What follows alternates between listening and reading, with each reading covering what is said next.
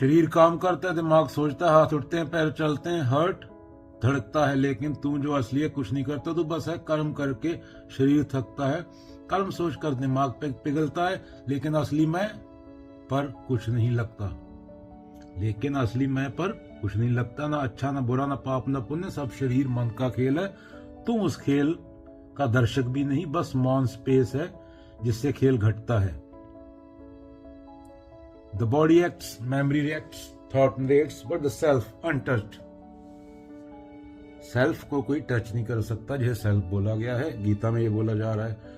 तू तो स्काई है, एक्शन सिर्फ क्लाउड्स हैं, क्लाउड्स आते जाते रहेंगे, स्काई पर धब्बा नहीं लगता।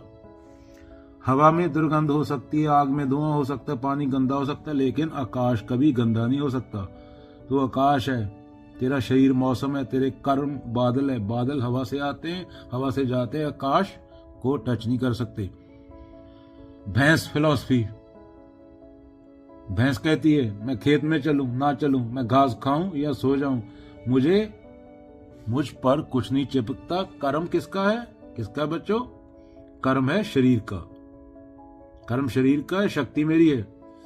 The self never acts, only the organism acts. You are not the organism, you are that in which organism appears. चलो एक स्टोरी बोलते हैं, जैन स्टोरी।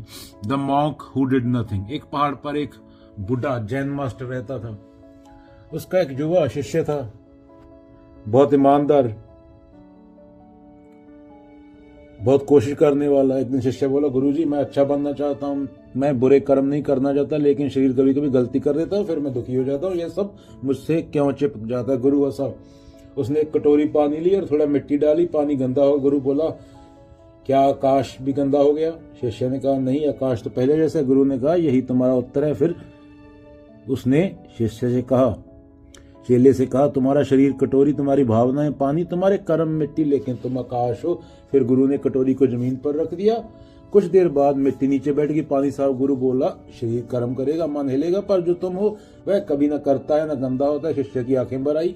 पहली बार उसने समझा मैं कुछ करता नहीं, मैं सिर्फ होने की जगह हूं, यहाँ सब घटता है। क्या? शिष्य की आंखें भर आई।